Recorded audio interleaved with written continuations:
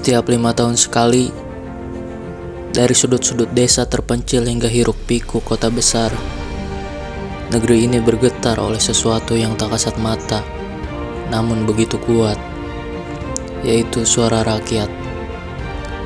Sebuah suara yang mungkin kecil saat keluar dari bibir seorang individu, namun ketika bergabung dengan jutaan suara lainnya, ia menjelma menjadi kekuatan dahsyat yang menentukan arah sebuah bangsa.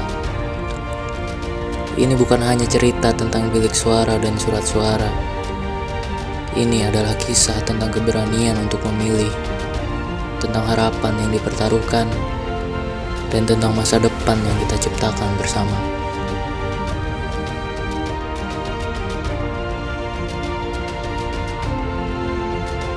Pasangan calon presiden dan wakil presiden nomor urut 3, Ganjar Mahfud, dilaporkan menggelontorkan dana kampanye paling banyak dibandingkan dua paslon lain untuk berkampanye. Pasangan nomor urut 2, Prabowo Gibran, dengan dana kampanye yang dilaporkan sebesar 207,57 miliar rupiah. Sedangkan total pengeluaran Capres-Cawapres nomor urut 1, Anies Baswedan Muhaimin Iskandar, sebesar 49,34 miliar rupiah.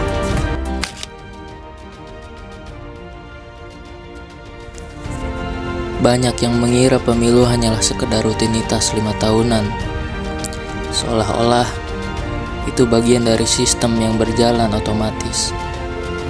Tapi sesungguhnya, pemilu adalah momen sakral, ketika setiap individu diberi kesempatan yang setara untuk berbicara dalam bahasa demokrasi. Melalui satu suara, kita bukan hanya menentukan siapa yang akan duduk di kursi kekuasaan, tetapi juga nilai-nilai apa yang akan dijunjung dan arah mana yang akan ditempuh negeri ini dalam menghadapi tantangan zaman.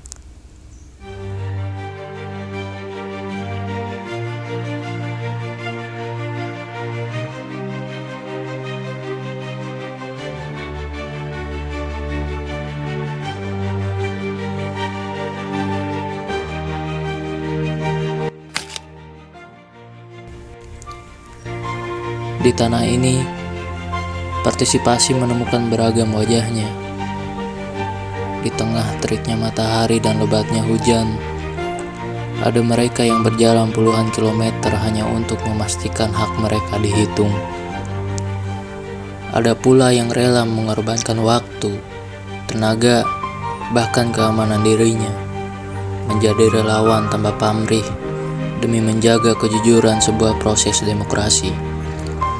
Setiap langkah, setiap keringat adalah bukti bahwa demokrasi bukan hanya ide di atas kertas, melainkan denyut yang mengalir dalam nadi bangsa. Kejadian bahwa ini merupakan bagian daripada fungsi masyarakat yang sebelumnya memang sering diingatkan oleh pemerintah bahwa kita masyarakat harus terlibat aktif dalam pengawalan proses demokrasi, yaitu proses pemilihan umum. Saya kira proses pemilihan umum itu bukan hanya sekedar pencoblosan ya. Di situ ada proses perhitungan dan rekapitulasi. Dan proses rekapitulasi itu diatur di dalam undang-undang. Tentunya kedatangan kita di sini adalah merupakan bagian daripada kewajiban masyarakat untuk mengawal jalannya proses demokrasi agar sesuai dengan peraturan perundang-undangan. Harapannya sih siapapun yang menjadi presiden dan wakil presidennya nanti akan menjadi presiden dan wakil presiden untuk semua golongan dan kalangan, gak cuma pendukungnya dia doang, sehingga dan yang terakhir bisa mewakili apa yang dirasakan oleh masyarakat sih. Dan semua janji-janjinya tidak sebatas di kampanye, tapi bisa diwujudkan lah dengan aksi nyatanya. Apa yang paling dirasakan kalau menurut Mas Gian yang perwakilan dari masyarakat ini? Pertama sih persatuan ya pasti ya, misalnya dengan melihat sekarang, semoga siapapun harapannya siapapun presidennya bisa menjaga persatuan yang ada di Indonesia dan kebebasan berbicara ya.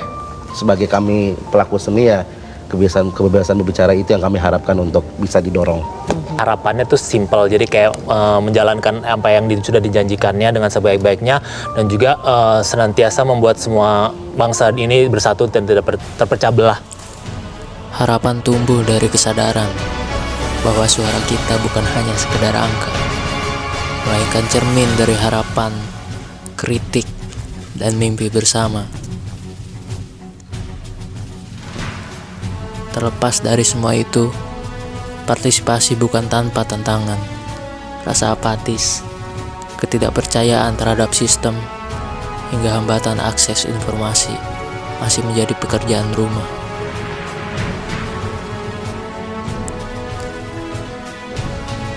Kita mempunyai kekuatan, yaitu suara kita sendiri. Ketika kita memilih, kita tak hanya menentukan siapa yang akan memimpin, kita menentukan masa depan negeri ini. Karena masa depan adalah milik mereka yang berani bersuara. Saya Fauzi Syarudin pamit undur diri. Kurang lebihnya mohon maaf. Wassalamualaikum warahmatullahi wabarakatuh.